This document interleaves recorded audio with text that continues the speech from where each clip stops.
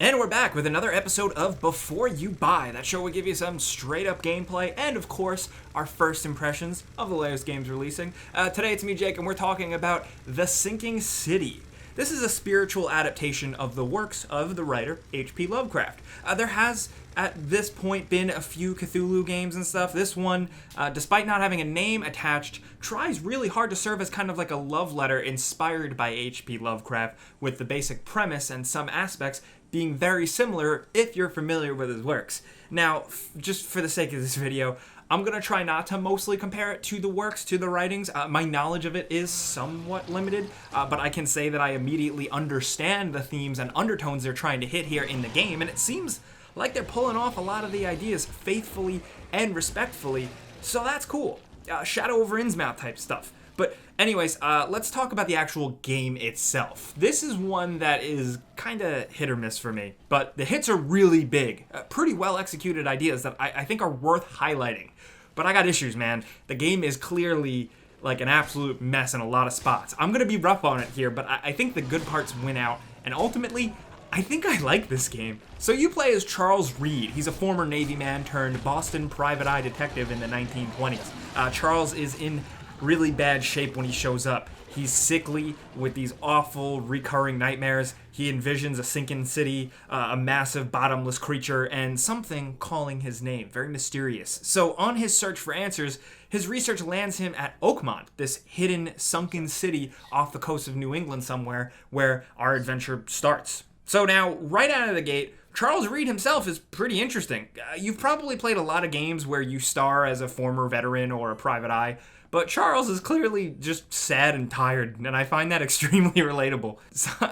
His voice acting, though, isn't the greatest. It's a little, dull, but his character and the writing, I'm absolutely down with. And really, I'm down with the story overall. It's what you're here for, as well as some of the investigative elements that I'll get to. But the loop is essentially you explore this open world city of Oakmont, talking to people, solving mysteries, and occasionally fighting.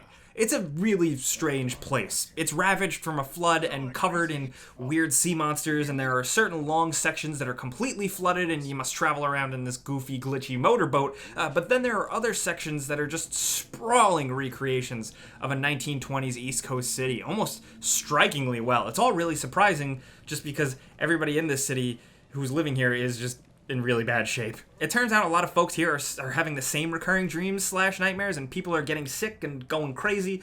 Society here is somewhat collapsed, but like in a half Bioshocky way. The currency is bullets. Some people are more put together and, trying to wear clean clothes and attempt to be normal. Other people are living on boats or huts and are chewing on bones. There's cults, there's elements of the KKK, there's undead stuff, there's ancient civilizations. There's a lot going on here. Oh, and also, there are hybrid fish gill people living amongst everybody. And there's ape people, too. For the uninitiated, it seems weird, but what it did for me was set up this new world with strange people that I wanted to figure out. I had a general curiosity about this weird sunken world and the existentialism deep within it, and I just cared about every bit of dialogue and scrap of paper and journal entry.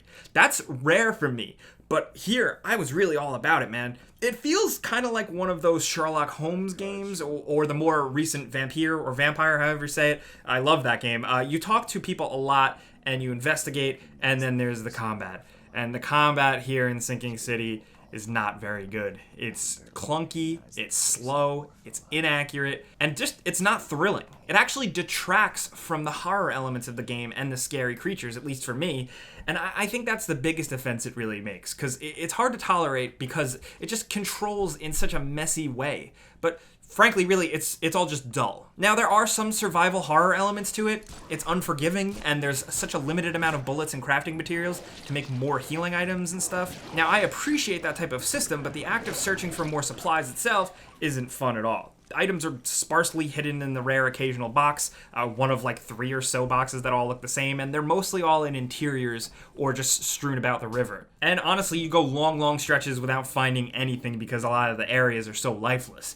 The game just doles all of the stuff out in a really weird pace. You're also managing your sanity, which goes up in certain instances when you're around nasty stuff, and the visual effect is actually really cool. You can actually raise your sanity and calm yourself down with these craftable items, but again, resources are limited, but that part of it's alright.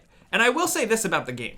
it doesn't hold your hand at all. It took me a moment to realize that there was a skill tree I could upgrade myself with for more health, more bullets, stuff like that. But I actually really learned to like the difficulty about the game. Not necessarily with the combat, which I just kind of found not good, but everything else. The fact that the game just kind of lets you do your thing and figure it out. The real meat and potatoes of the game is the investigating, which I think saves the game. This is investigating detective gameplay that doesn't hold your hand, like I said, and you just really have to sit and figure stuff out. You walk around scenes looking for clues and then use the characters sort of like detective vision premonition stuff to piece clues together, all kind of while transporting yourself to the scene of the crime. It's cool, and it's often challenging. Not only that, sometimes you literally just don't know where to go next and you need to use reasoning and deduction to get a new lead. Pin and piece clues together in a menu, while also just going to the local newspaper archive building to look up old dates and facts. You can then also corroborate all of that info with police archives. Essentially, like, these are match 3 games, but way more challenging because you actually need to use logic when you match the 3.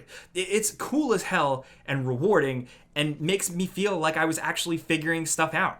And I really actually learned to enjoy how unclear things were at some times, because that's really the gist of the game. That's what they're going for. That's all redeeming because the meat of the actual exploration as well is not fun. I found the world to be open world for not much of a good reason. Every area felt extremely far from the other, but to a needless degree. If there was something interesting to it other than a long, slow sprint or the goofy rowboat that got stuck on floating objects, it would be more interesting. But streets are long and filled with nothing but filler, and it was really just kind of a bloated waste of time a lot of the time. I'm all for large worlds if they make sense. Here, I think the city of Oakmont could have been condensed a little bit with more meaningful areas and less, long, empty city streets. I will give props to the art style, though, and the actual look of the streets, because the design of it all is incredibly good horror stuff. Dark alleyways, collapsed buildings, shantytown sheds floating on a river, flooded parking lots, dead sharks, fish, whales, and octopi washed up on shore everywhere, and barnacles building up in the most mysterious ways, and blood and goo just everywhere. It's a shame, though. It could have all been really more creepy and intriguing if parts of it just weren't so boring. Couple all that with the massive glitches. The game just feels straight up unfinished. Not low budget, unfinished. People floating in the air, standing on tables, stuck in T-poses, disappearing. I've had massive texture pop in, really bad draw distances, and 2 crashes. Now, this is all PC gameplay, running on mostly high and ultra, and the game does look pretty rough. That's all fine and good. A rough-looking game is fine, but when the glitches are so distracting, that's another thing. The game could have been so much more atmospheric and spooky without this. Because, I gotta say, when it is moody and spooky and scary, that's when the game is absolutely at its best. I'm telling you, the ideas here are so good. It's very, very rough and has problems in major spots, but again, like I said, I know it's not the greatest thing, but I can't help but be intrigued. Some people are gonna understand when I reference this Deadly Premonition. That game has a big cult fan base for a reason, sort of falling in this odd, so bad it's good, kind of self-aware, maybe, category. It's hard to explain, but now, The Sinking City is very different from Deadly Premonition as a game, in a lot of ways, creatively, but I just can't help but feel that same vibe, you know? I could see this game having a fan base, especially Cthulhu people. I want to see what happens next. I'm having a lot of fun putting clues together and just getting to the next job. I love solving a side quest mystery by, reading the book and following a trail of blood. I love learning about the generations of characters and families that have inhabited this Oakmont city. I love the way the game takes an approach to racism with, fishmen and stuff. The story is intriguing, the characters odd or mysterious.